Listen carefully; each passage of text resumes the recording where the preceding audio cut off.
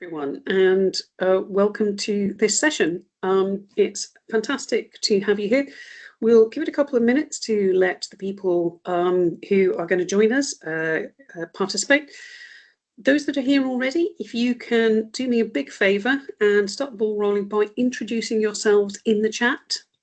Say who you are, where you work and what you do, because these are fantastic opportunities to network, to get to know each other, to find out who's working on similar things to you so that you can connect with them and we can find out a little bit more about you. So those of you that are here on time, if you could start the ball rolling, and we'll encourage others as they join us.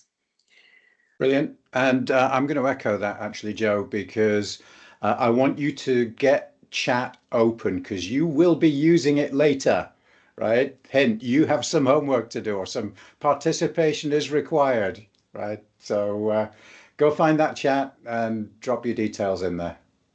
Points to Joel for being the first one to get his intro in. Well done. Nicely. So we've got 31 in, and what I'm going to do is I'm just going to do a brief update from HPCA while people are introducing themselves and whilst we're getting people in for the session. And then I will hand over to our guest speaker for today and introduce the session you've all come to hear. So very briefly then, I'm Jo Stanford. I am Chief Exec of the Healthcare Project and Change Association. It's fantastic to have you with us today. If you've not been to an event before, I'll just give you a quick overview. So the HPCA is a UK-wide not-for-profit community interest company supporting those that work in project and change management across the health and care sector across the UK. We have regional networks in Wales, Scotland, Northern Ireland, and across the regions in England. We also work very closely with the other non-clinical associations, particularly looking at where we intersect and overlap. So with digital and data colleagues through Fred IP, finance through HFMA, and others in the non-clinical space, as well as supporting those working in clinical projects and change. But as an association, we're here primarily to build capability, to support the development of skills. And ultimately, what we want to be able to do is build the profession, have credibility, and also to keep it sustainable for future generations. So in terms of supporting that, we have a number of community events that are open for everybody to attend. We have the one today, which is on benefits realisation and making sure the intended value, sorry, that's next week's one, making sure the intended value is actually delivered. And that's going to follow on from today's session. And today's session is really about the starting point, which is about prioritisation and how do we make the most with what we've got in constrained times, which we are all going through at the moment. So do sign up for next week's one as well if you haven't already. We've also got some other interesting events coming up. So we've got Oxford University Hospitals coming to showcase the pilot they did around ambient voice technology. And this is going to be of interest to most organisations because it's coming. Learning the lessons from them and avoiding the things that went wrong is going to help everybody deliver it more effectively. We've got a couple of sessions coming up on storytelling, one in May and one in June. And this really helps us to work with people to put some of this transformation in place. So do come along and learn some of the key things that you can use in terms of being able to tell stories to get an effective engagement from people. We also have regional network events, and the ones coming up in the sort of next month or so. Southwest on the 15th of May, Midlands on the 19th, London on the 22nd, and Wales on the 3rd of June. So if you're not signed up to your regional network, do click on the link that's been put in the chat and do get involved, because you collectively have the volume of knowledge and experience across the NHS, and these regional networks are fantastic for you to be able to share your knowledge and experience and get advice and guidance from others, and we all benefit from that. So do get involved. To support the development of capability, we also develop and deliver training, and that can be cohorts of people, but also building the skills. And it's not just those that are professional program and project managers, it's also everybody else, because everybody gets involved. So everybody needs those core skills. And we have a level 2 course, project management, benefits management, change management, risk management essentials, and also for the role of the SRO. And we also have some really fantastic change management courses and storytelling, which is all about how we take people on the change with us, which is often the hardest challenge. Do have a look on the website if you are interested and want to know more about it. Storytelling masterclasses and workshops, you can also have those organisationally as well as join the 3 events that we run. So do click on the link in the chat to that page on our website to find out more. And we're mindful that the challenges that are taking place across the NHS are ongoing, and a lot of people are impacted personally by a lot of the changes. And this is at national level, regional, ICBs, at the CSUs, and at trust level. And I don't think anybody's unaffected by the changes that are going on. We've had a series of events to support people, individuals through those changes. And if this impacts you, or if it impacts your colleagues who are still going through the process, do have a look at the Change Under Pressure page that we have on the website. There are some really fantastic recordings of the events that we had and some valuable resources to help you or your colleagues navigate this challenging time. So do have a look and see if there's anything that can support you and your colleagues on that journey. In terms of moving forward, we have a series of organisational member specific events. So for organisations that members of HPCA, we've got really fantastic development masterclasses and half-day training courses. The first one we've already had went down really well. It was fantastic. We've got a bunch coming up in May, July and August. Project initiation and governance, how do we support people to improve that? Understanding neuroscience for leading change, how can we take people with us more effectively?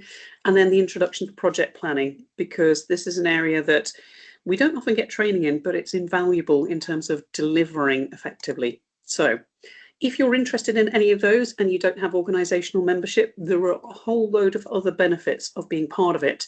So do click on the link and get in contact and find out more. So that's my kind of fast-paced whip through all things HPCA, but at the heart of it is the community, and things like membership and the training help us to provide these for free to you. So if you can help to support us to keep these events free for everybody, please do see if you can get your organisation signed up or, commission some training. But today we're going to be looking very specifically around some of the challenges that we have across the NHS with reduced resources, reduced budget. Everything's been cut at every level, and yet we've still got to deliver effectively to the clients and the patients and service users. So part of the challenge is, how do we make the most of what we've got? How do we prioritise to make sure that we deliver real value that's going to make a difference? And I'm really delighted that Stuart Easton from Transparent Choice is joining us for this one and next week's session to provide his valuable knowledge and experience to help us to be able to channel our efforts on the things that are going to deliver most value. So thank you, Stuart, for joining us yet again and for giving your time and energy to this challenging area. It's a pleasure. Thanks for having me. I'll hand over to you. Excellent. Well, thanks for having me, Joe. I'm all embarrassed now. Anyway, before we dive in, I want to echo what Joe said. HPCA is, if you don't know, a community interest company, and your contribution to that helps provide the services that supports all the change professionals across the NHS. So if you can sign up as a member and take out the subscription, please do so. Right, this is value added in many ways. Okie dokie. So let's get sharing, shall we? You see my screen? Yeah, that's great. Awesome. Let's go. Quick thanks to Joe Phillips, who helped pull this together. Joe was on a benefits workshop that we did last year at some point, and wasn't scared off. So we've been talking about, how do we do something for, started off the NHS England in the southeast, and then it's kind of grown from there. So you're all very welcome. This session is going to work much better if it's interactive. I've got chat open on this screen over here. And so I'll be keeping half an eye on that. And I would like you to just go and find the React buttons, go find the chat buttons, just smash away. Let me know you found them, right? So you can either give me a little smiley face on the reactions, or just say got it in chat, so that I know that you're awake and I know that you know where they are. We're going to be using that a little bit later on, some of the interactivity. So please make sure you know how to access those features. So prioritization, right? Why should you pay attention to me, and to transparent choice? Well, this is what we do, right? So this is the vast majority of our business is focusing on project prioritization and portfolio management issues, and pretty much everything I'm going to talk about today is based on research into what actually works. Okay, so much as you would go to if you had a problem with your heart, right? You'd go to a doctor that knows about hearts. Well, this is the stuff that we know about is the prioritization of portfolio management, and we're used by companies around the world. So this isn't just some random person talking about it. This is what I do. I get people fly me around the world to stand on stage and bounce around with silly rubber ducks talking about this stuff. So why should we prioritize? So let's jump into the chat. Why do you think we should prioritize? What are the things that you see in your everyday life that make you wish that things were prioritized better? This is going to be a really boring session if nobody responds, by the way. So think about yours. Deadlines, okay. Well-being, like it. Best use of resources, great.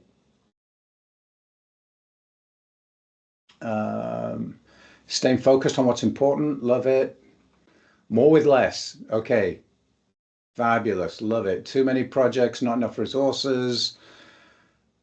There we, oh, I like Zoe. I like yours. To have the best chance of benefit realization. I don't know if you were on the workshops last year, but if you were listening. Well done. Fantastic. Oh, conflicting priorities. I like that one, Monica. Thank you for that. That's really good. So all of that's true, right? So you already know why you should prioritize. But fundamentally, it comes down to the reason that we have all these ducks in the slides, actually, which is that your projects are like ducks, right? Nobody cares. Nobody in the business, your leadership, doesn't care about your projects, actually, right? They don't care about your Gantt charts. They don't care about your methodologies and your templates, tools, and process. All very boring, not interested. It's not about the duck. They don't care if you have a boy duck or a girl duck, right? The leadership just wants the egg. They want the value. And so everything that we do in the profession should be focused on how do we deliver that value. Now, looking after our people is part of that, right? That's looking after the keeping the ducks healthy so we get good eggs. But fundamentally, at the end of the day, it's about delivering bigger eggs, better eggs, right? Getting that golden egg out there. And prioritization is really the first step in maximizing the egg, in figuring it out. Now, so here's a harsh reality. There is a best portfolio out there, right? So this is something called an efficient frontier chart. Has anybody seen that? Just give me a thumbs up or something if you've seen efficient frontiers before. This is a little idea from portfolio theory. It's kind of fun. And the idea is that for any amount of money that we spend along this axis, right? So this is our investment. This is how much we spend. We would expect to get value back for it, right? So this is the value that we're getting back. And what happens is if you do it right, if you spend the money the most efficient way, you get a lot of value early on.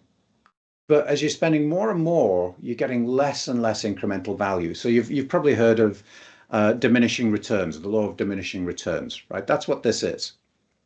And so there is a best portfolio for any level of spending, right? There is a portfolio that gives you the maximum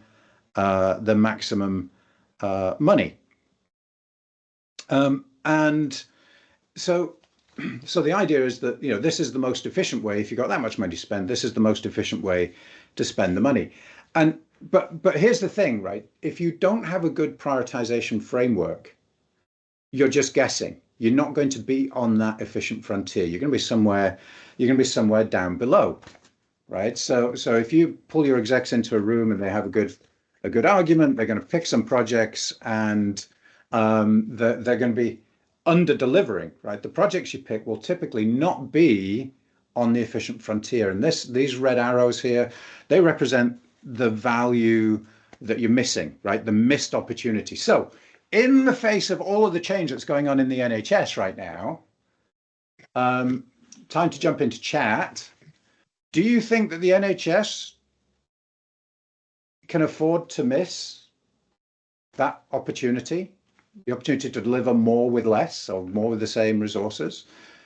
No way. Come on, I'm expecting some really good sarcastic answers here. There's quite a lot of Brits on this session, so I'm really hoping to ramp up the sarcasm as we go through here.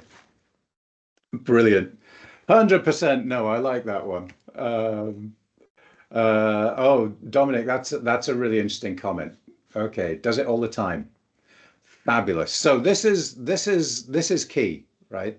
So today, most organizations have a weak, and I'm not just talking about the NHS, I'm talking about most organizations have a weak prioritization process that puts you somewhere down here below this efficient frontier.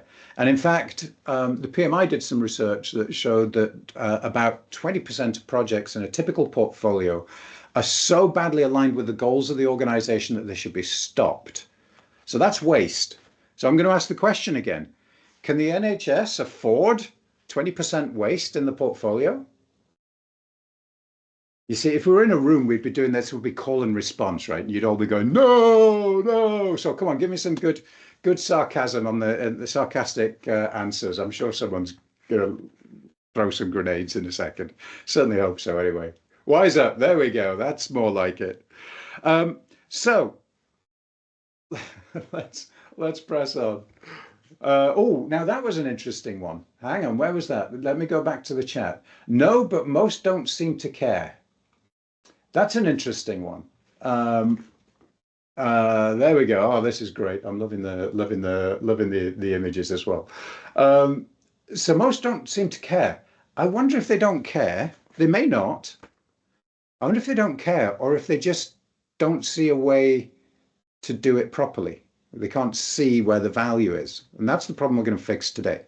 So here's another idea for you then. Let's build from this efficient frontier and really work out what prioritization is going to do for us. So there's your efficient frontier.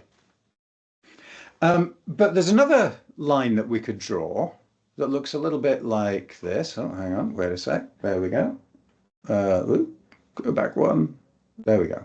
All right, there's another line, which is this red line, which is, I call it the value decay curve, right? So this is when you're busy, when you're working hard on projects, there's always a little bit of wastage. There's always a bit of stuff that doesn't get done, or a bit of friction between resources where you're trying to compete for resources. And the more work you take on, the bigger that friction becomes and the less value you get. So when your resources are overloaded, they're far less productive. So for example, the American Psychology Association did some research that shows when you're multitasking, which is how most of us live our days, right? When you're multitasking, you're up to 40%, 40% less efficient. Okay, that's a huge loss in efficiency. So that's what this red line's telling us. The more that we spend, right, we do more projects, but all we're really doing is overloading the team more, which drives more delays and overruns, poor quality. You get the exhausted, stressed teams that somebody mentioned a few minutes ago. And when you're rushing, what tends to happen is people forget about the benefit. They kind of go, project done, right? And they forget that it's actually about making sure the benefit lands. And so another kind of, whoops, too far. Another kind of bit of research that we built on is something called queuing theory. When you look at queuing theory, you see that this decay curve really takes off, right? There's a bit of decay before that, but it really takes off when you get to around about 85% utilization of your resources. Okay, so there's a sweet spot up to there where you really don't want to go beyond. So let's combine those two curves. Right. So let's look at this. What's this telling us? So this is for any given investment, this is the maximum value we could possibly get if we executed every project flawlessly, right? And picked the right projects and then executed them flawlessly. But we've got a demand curve. So if we've overloaded our people, I'm sorry, a decay curve. If we overload our people, we're losing a whole load of that value, right? The value you actually get is the difference between the value you could have got and how much you've lost because your people are overloaded, right? So unfortunately, what we find all the time, and if I think there were one or two people from finance on the session, right? So this is probably what you see in the boardroom, right? You get the leadership team saying, oh yeah, I've invested this money, I'm going to get this much value. But they put too much in the pot, right? And they throw it over the wall and say, right, you guys just get on and execute.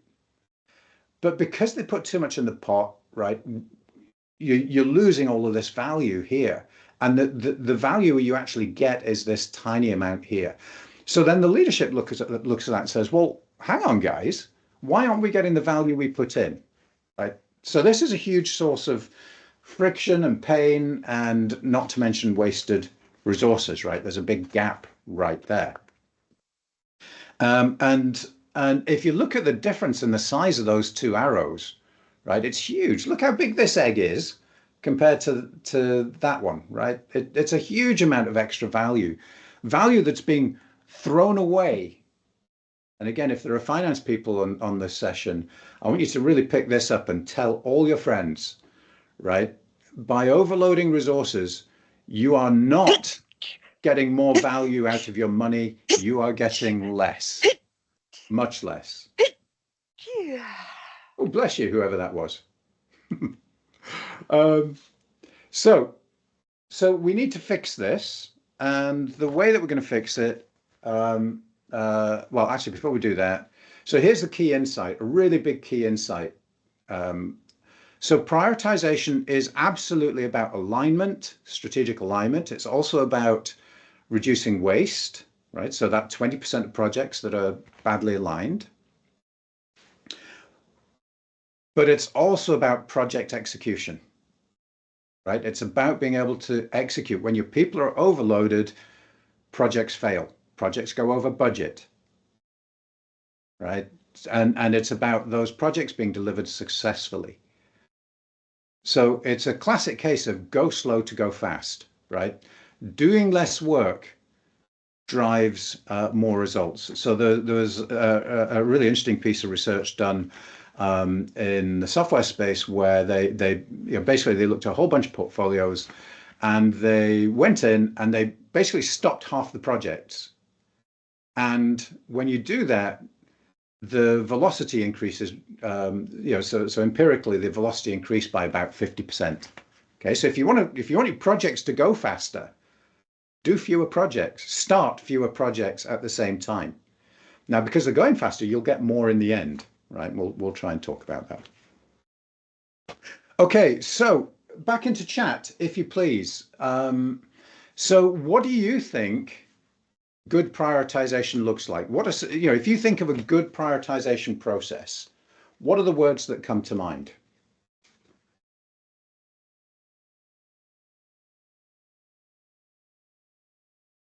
Risk, yeah. Enough time to scope and determine. Oh, I like that. Nice one, Joe. Best value, great strategy. I like that word. More focus, clear objectives, budget. Time impact. Oh, I like the time impact one. That's good. Alignment to actual strategy. Jane, we're going to use your little quote in a second. We're going to use that one. Eisenhower matrix. Right, we'll talk a little bit about those matrices later on. and what visualizations. Money to do it, that's an interesting one. What's important to various stakeholders? Right, I love that. That's really good. Okay, so I think there are three key things that you need from a good prioritization process. And you've touched on all of these, I think. The first one is about aligning projects to strategy, and it's the actual strategy. And we'll come back to that on the next slide, actually. So the actual strategy. So how do we align projects to strategy? We've got to have buy-in to the process. If you don't have buy-in, then people are going to do end runs around it, right? So you're going to have your big meeting, you're going to agree a bunch of projects, and then the very next day, somebody senior is going to come along and say, yeah, I know we said that, but here's another project, just do it. Okay, so if you don't have buy-in, you're not going to get, it's going to be really hard to draw the line and say, enough, right? That's it, no more. And then the third key thing from a good prioritization process is that it really takes account of delivery capacity, because it's not, prioritization in a way is really just scoring or ranking your projects, but it's what you do with that that matters. And it's the overlay of capacity that transforms it from just eliminating some waste to really accelerating delivery, right? If you can prevent overloading of your people. So why is prioritization so difficult? Well, I love this cartoon. I can't even remember where I found it now, but whoever it was, I would love to give them credit for drawing it. But unfortunately, I don't remember where I found it. So anyway, if you come across the author, let me know. So this guy's on an island, right? He's been there for 2 years. He's going mad talking to the coconut tree. And he sees a boat and he goes, boat, I can get off the island. Yay. Of course, the guy in the boat, he's been in this boat for a month, all on his own. All he's had to drink in that time is recycled bodily fluids. He's not happy. And he's same scenario. And what he sees is land. I can get out of the boat. Same situation, completely different interpretation of the situation. That's why prioritization is so difficult, because the leadership team and your stakeholders, right? So that whoever, I've forgotten the name of the person who said it was actual strategy, right?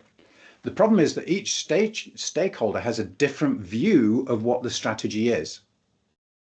And if you don't get them to agree on what the strategy is, then it's impossible to prioritize with any degree of accuracy, because you don't have one strategy. You've got one group that is saying, no, we have to invest everything over here. And another group that's saying, no, we have to invest everything over there, right?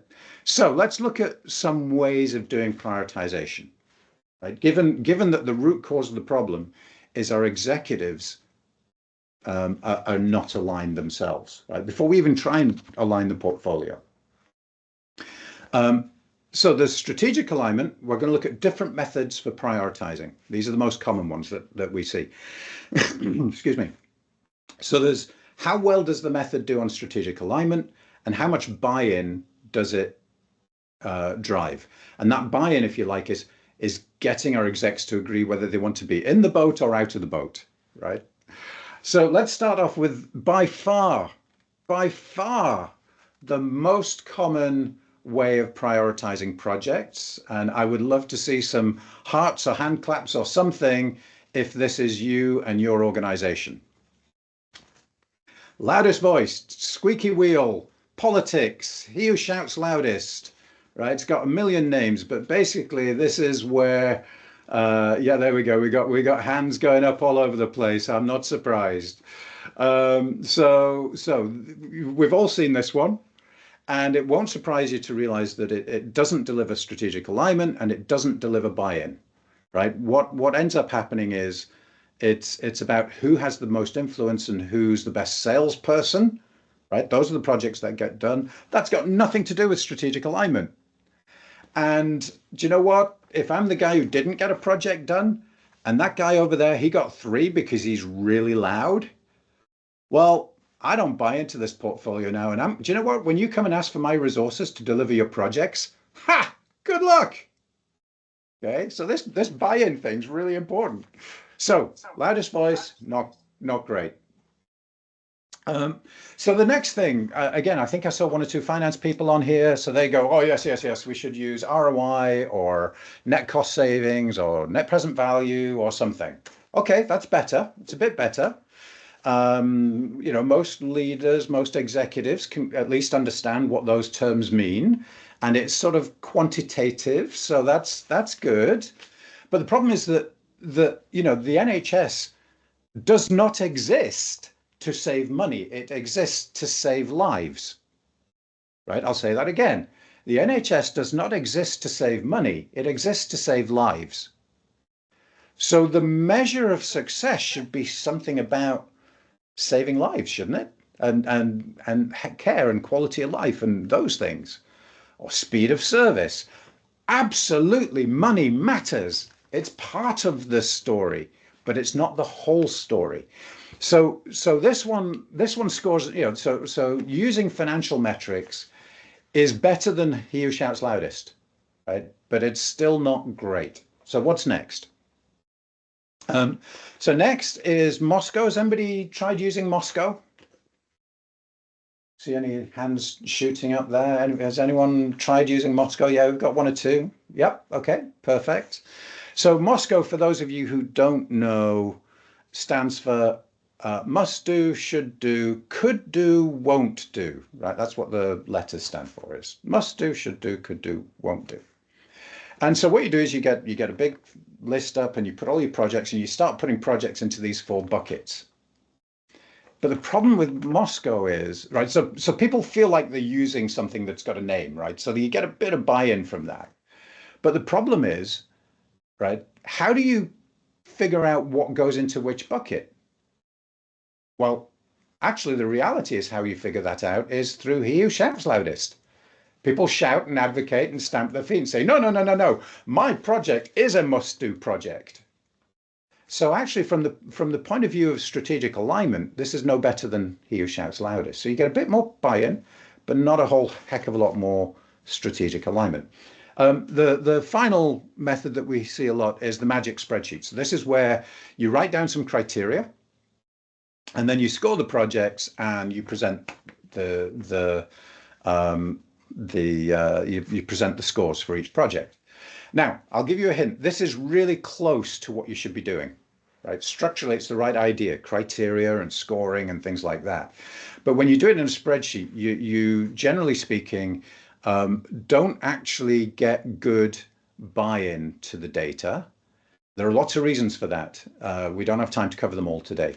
So we don't have great buy-in to the data. But you do get, at least if you've written down the right criteria, you're going to get some idea of what strategic alignment looks like. But, and this is an important but, do you remember that statistic from earlier on, the 20% number? Right? These are the methods that deliver that 20% number. And I think we agreed that that 20% number is not good enough. So, yes, I like, Barbara, your comment. We'll touch on that in a little while, actually. So there is a method called AHP. I'm going to jump forward a slide. This is not allied health professionals. Okay. AHP stands for Analytic Hierarchy Process. It's a decision methodology. Basically, it's the magic spreadsheet done right. Okay, so you define some criteria and you score stuff against the criteria, but it's how you do that that makes the difference, that builds the buy-in.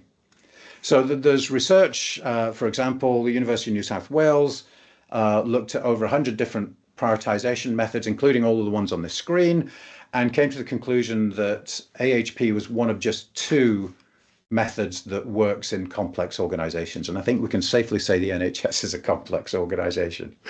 So this AHP thing is the magic. And again, you can Google project prioritization, you'll get a whole bunch of results, but a lot of those are just, a guy down in the pub who says, well, this is how my dad used to do it, right? That's not what we want.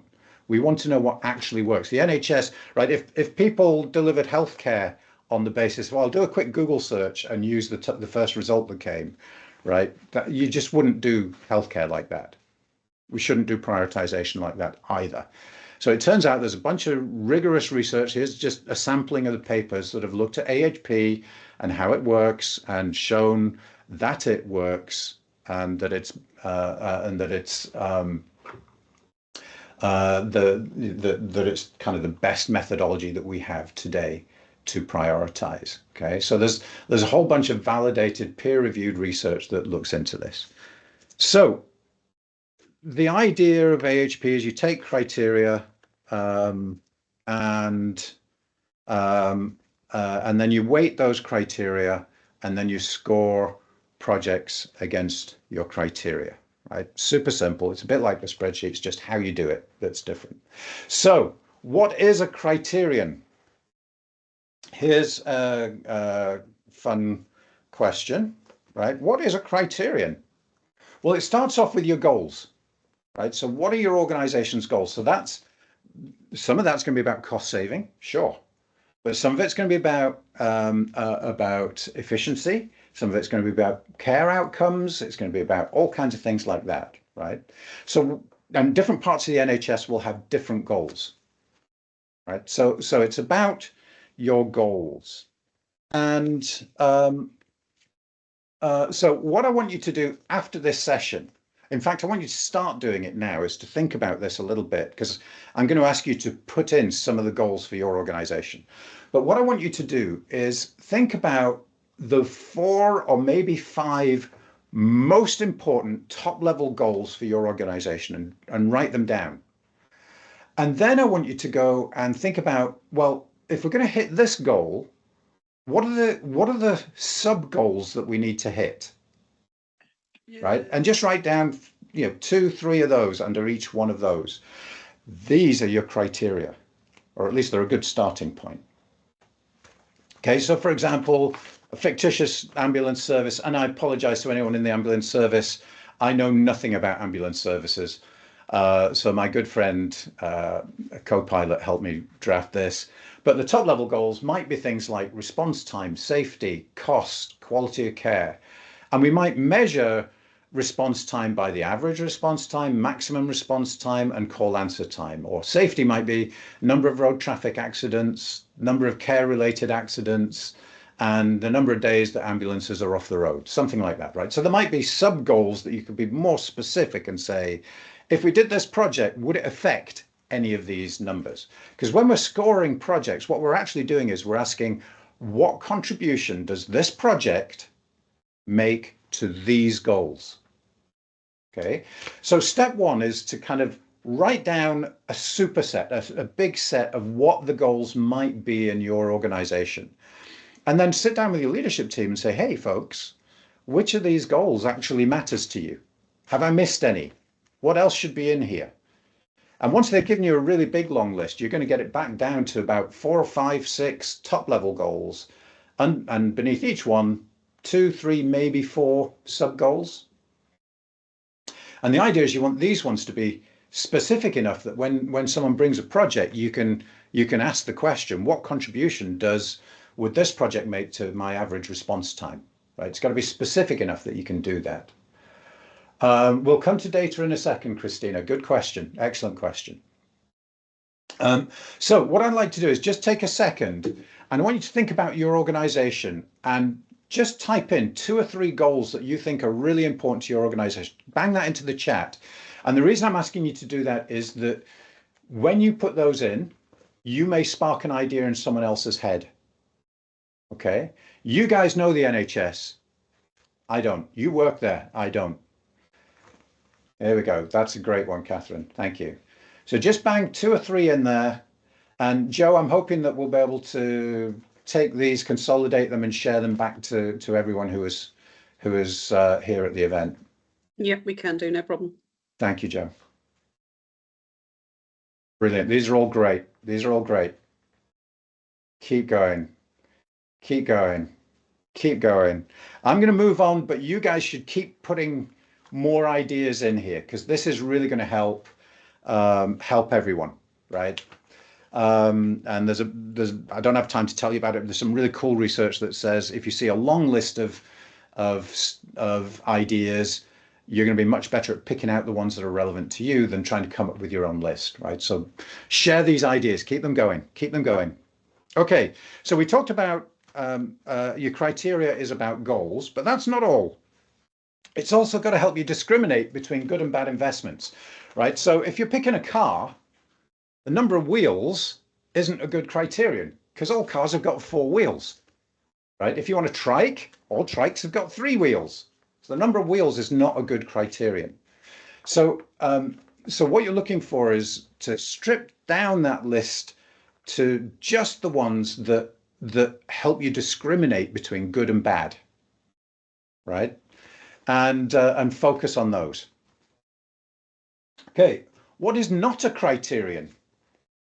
And this all applies not just in AHP, by the way. If you decide to build a magic spreadsheet, right, you can use these rules in a magic spreadsheet. What is not a criterion? Constraints are not criteria, right? So if anybody said budget, I wasn't watching, maybe somebody did. If anyone said budget or resources, those are not criteria. They're not measuring your goals. They're not helping identify which projects take you towards your goals, but they are constraints you have to stay within. And we'll touch on that in a second. And then the other thing that people will often put in is something like safety. Now, I've put possibly behind safety and legal, because sometimes there are times when you might use that as a criterion. But I would usually use, so I would use safety as a criterion if you've got a portfolio specifically about improving patient safety. But I wouldn't, if you were looking at building maintenance, well, actually, I probably would there as well. But if you're looking at maintaining aircraft, right, and you put safety in there, safety is going to dominate everything and nothing else will matter. So what I would suggest you do with things like that, and the same thing with legal requirements, right, that you could decide not to comply with the law, but that would introduce so much risk into the organization that you probably shouldn't do that. So these are gating factors. These are things where you can either use it to fast forward a project to approve it, or you can use it to knock them out. So they're not criteria in the sense that they're not helping us distinguish between ones that we're evaluating. They're gating factors that let us either knock things out or take them straight to the finish line, right? So if there's a legal requirement, you probably just have to do it. You don't have to spend a load of time scoring it. Okie dokie. I'll put this up again at the end. There's a bunch of resources that we've got available, including this ebook. The chap there is a guy called Roberto Camagno. He's an award-winning decision science researcher and a very good friend of mine. He helped us create this ebook all about criteria, how to build them, what they are, what they're not. And there are actually 2 ebooks in here where one of them has something like 82 criteria, that sample criteria. Okay, so I would have a go at that. I'll put the QR code up again at the end, but I'm going to keep going. Okay, so what is AHP? So we're going to define criteria and we're going to weight criteria first of all, and then I'll show you the rest of the process in a minute. So how do we define criteria and weight criteria? So defining, we've just talked about. Weighting criteria. So if I ask you, I'm going to pick a name at random because I don't know any of you. Debbie Golding, wake up. Debbie Golding. I'm not sure who you are, but I'm going to ask you to look out your window if you have one nearby, or just imagine a tree and tell me how tall that tree is.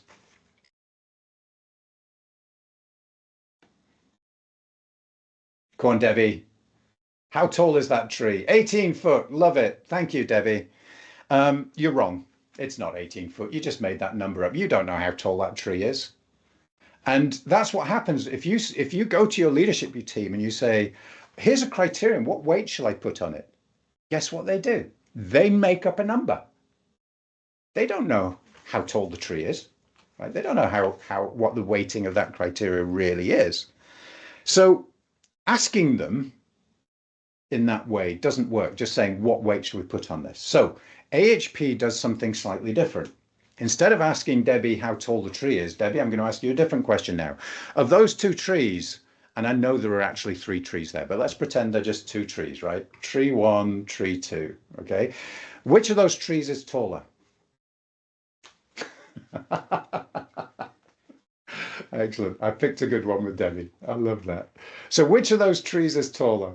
The tallest one. Yeah, okay, perfect. The one on the right. Um, so if I ask you how tall the tree is, you'll get it wrong. But if I ask which is taller, we'll get it right every time. And that's the point. This is what you do with AHP. Okay, is we compare pairs of criteria. So you have pairs of criteria. This is criteria 1, criteria 2, and we ask the leadership team which one is more important, how much more important, and there's always a pedant who says that, Joel. Good grief, man. Um, so the point is that you get your leadership team to do this as an exercise. So individually, to answer this question of is criteria 1 or criteria 2 more important, and how much more important? And then we can have a discussion about, well, Samantha, can you explain your point of view? Emily, can you explain your point of view? And what happens here is that now the guy who's in the boat gets to explain why he thinks getting out of the boat is important. And the person who's on the island gets to explain why we need to get off the island. And so as a leadership team, we can have a discussion about that and say, well, okay, we want to keep the boat, but we don't want to be in the boat forever. So what are we going to, what's the right balance between wanting to get out the boat and get in the boat? Okay. And that what this is doing is it's doing 2 things. First of all, it's helping your leadership team understand the whole organization, not just their bit of it, right? We all work in silos. It's not because we're bad people, it's just how we're organized, right? So we all work in silos. This is helping them bust the silos. And the second thing is they are being heard. And when people feel like they were heard, whether they agree with the outcome or not, they tend to buy into that outcome much more. Do you remember buy-in was one of those critical things that we need? So it looks a bit like this in software. So we have software that does this. You can download AHP spreadsheets online, but the key thing is to make sure you have a really good quality conversation here, and that's easier with software. Okay, so the idea is that coming out of that, by the time you've asked a bunch of questions about, is A bigger than B, is B bigger than C, all that kind of good stuff, the software then takes all those answers and turns it into, or AHP, I should say, takes those, does some fancy matrix maths and turns them into a set of weighted criteria that we can use to score projects. All right, so we've defined and weighted our criteria. That's something you do once a year, typically with your leadership team. You don't need to do it more often than that. Things shouldn't be changing that quickly. Then what we do is we collect our ideas as kind of a pipeline where projects come in, we collect them. You might do, and every organization defines the steps in this pipeline differently. But you might do a high-level evaluation, have a stage gate, knock some projects out, do a detailed evaluation. Maybe you do a project estimate, look at the resources that you need. And at some point in here, we're going to score the projects against those criteria. And then we're going to look at some analytics and start making decisions. That's basically all it is, right? Criteria weighted in a special way, and then score your projects. There are some rules around scoring. And again, these are in that ebook that I mentioned earlier on. So the first thing is use experts. Don't ask your executives to score. Somebody in the chat did say something to that effect earlier. Said the comment was something like, it depends who you ask to do the scoring. Absolutely it does. So use experts, subject matter experts to score. Use teams. If you have 2 or 3 people score the same project, you can get a much better answer than if you just have one person. Again, we don't have a lot of time for me to explain why that is for now. Trust me on that. We call it wisdom of the small crowd. If you've heard of wisdom of the crowd, this is wisdom of the small crowd. Direct questions to the right team, right? So you wouldn't go and ask the football player how to bake bread, and you wouldn't ask the baker to paint you a nice picture, right? So it's the same thing here. We want to have the IT people answering the IT feasibility questions. We want to have the clinicians answering, the questions about what's the impact on the clinical practice if we did this project, right? So make sure the right questions are going to the right team. And then finally on scales, I'm not going to go into this because there's quite a lot there, but again, it's all covered in that ebook, how to build a good scale. But you need a scale to score your projects against your criteria. And there are some simple rules, but there's a few of them. I'm not sure we have time. So do download the book, the ebooks when that comes through. So I'll put this up again at the end. So you don't need to rush if you don't get it right now. We're going to keep going. All right, if you remember, after we went through and scored everything, we then get some analytics. So there are two visualizations that I love. Somebody mentioned Eisenhower matrices earlier. So this is kind of Eisenhower matrix, a prioritization matrix. So on this, you can see it more clearly here. On this axis, there's value. So this is basically the score, right? That weighted score. And that weighted score, if you remember, that represents the contribution of this project to your strategy, to your goals. Okay. And there are good projects. The stars are in the top left. Pet projects and zombies live down here. Rolls Royces, challenge them. They might be valuable, but they're also really expensive. And I don't just mean in terms of cost, I mean in terms of the resources that you've got to deliver, right? So challenge these ones. Don't just say, yes, sir. And then backpack fillers, once you've picked your big rocks, once you've picked your stars and you've got some space left, these are small projects that you can kind of fit around the sides and just squeeze a little extra value in, right? So these are really useful. The efficient frontier we talked about earlier, basically that really helps you figure out if I've got a certain amount to spend, it shows you how you should spend it, right? Which projects give you the most, contribute the most to your goals, for any amount of spending. So these are the two workhorse views that I always recommend. Now, you can do all of this manually if you want. I'm going to take 2 minutes and just show you this, if I may. So you can do this manually, but there is software that helps you do this. So I'm going to go through this super quickly. So, for example, this is transparent choice. So you set up criteria, and so you can drag and drop these guys around, and you can add more criteria, all that kind of good stuff. And then that weighting meeting that we talked about looks like this. So, is A or B more important? And then down here is the view. Now, and again, when you do this online using a good tool, you can do things that really help reduce bias, right? So you can hide all the votes from everybody so that they don't follow each other and things like that.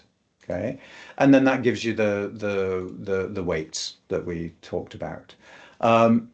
Then this is the pipeline of projects coming in, and you can see they go along, and we're going to collect data as we go. We're going to score them eventually. So this is what your scoring meeting might look like.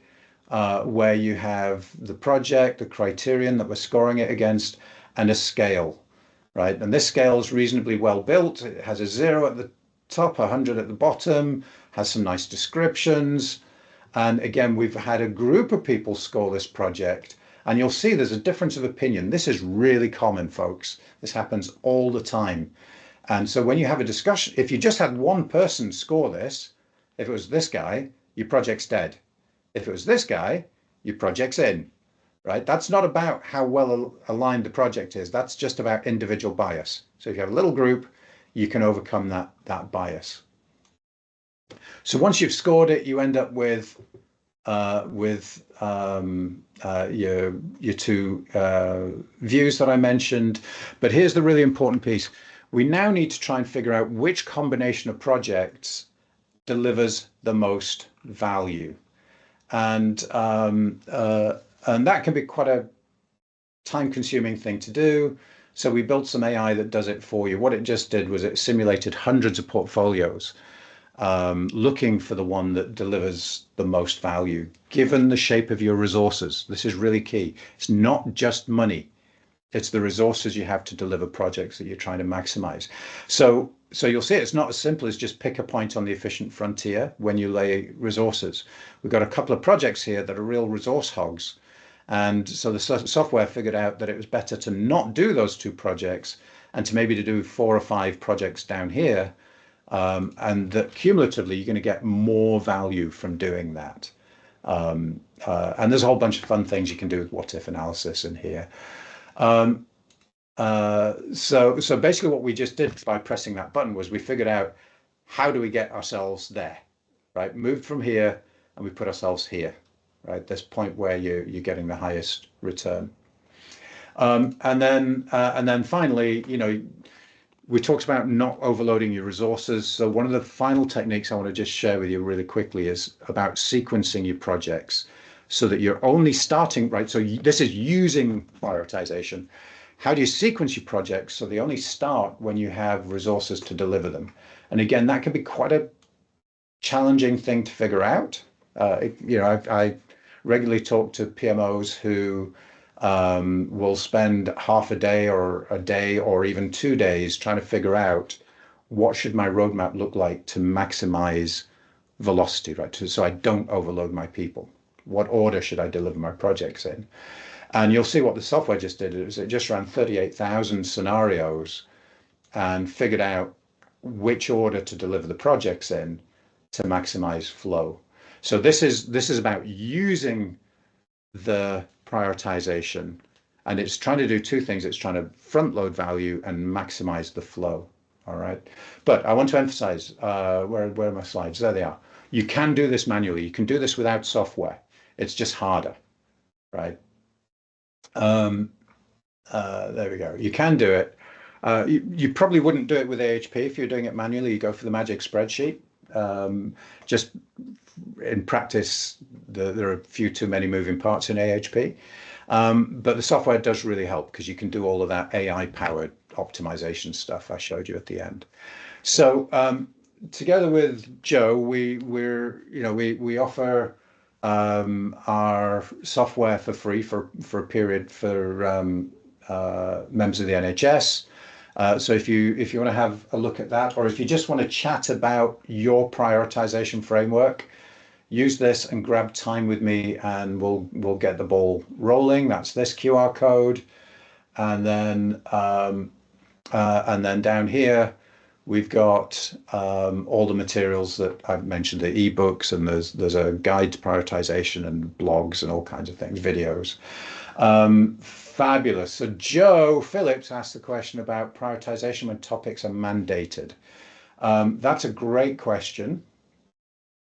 And by the way, so we're into Q&A now, right? So this is up to you guys to ask whatever it is that you're interested in. So that's a great question, Joe. Thank you. So I hate to break it to all those lawyers out there, but there is no such thing as a mandatory project that you just have to do. You can choose not to do any project.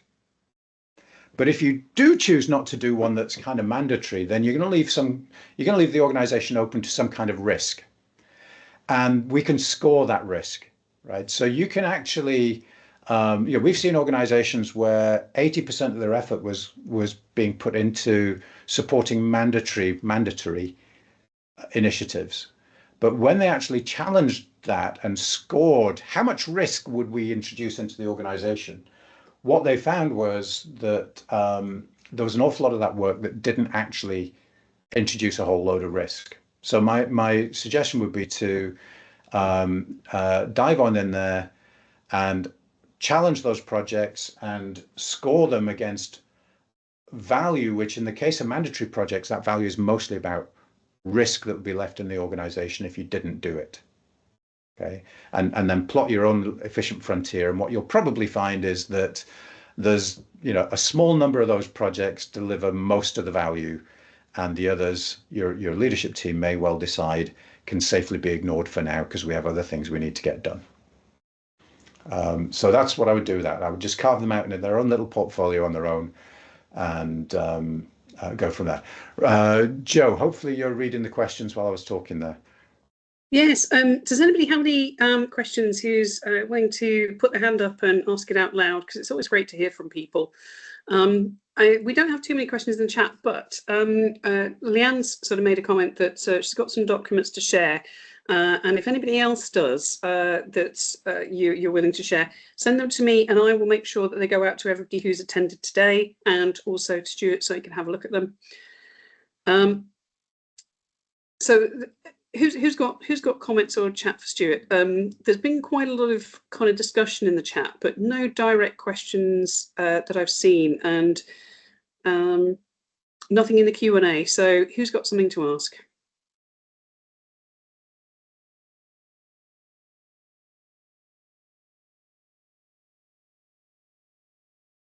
It looks like folks might have other meetings to go to in terms of priorities. I mean, it's maybe some that, because we've got the other session next week, if you want to have a think about it and take it away and reflect on the things that Stu has covered today, you can always bring those questions with you to the session next week. And again, it's building on the content that we talked about today, is how do we turn that prioritization into benefits realization? Brilliant. And if you do have any questions, just follow up directly. My LinkedIn and email address are in the chat there. So, feel free to reach out. And if you haven't already, go sign up for next week's session, which is going to be how we take the output of prioritization and turn that into benefits that have landed in the organization. That's cool. Great. Thank you. Thank you. What would be great is, because again, we put on these events if we know they're of value to people, and we only know if you provide us with feedback. So if you can fill in the feedback form for everybody who's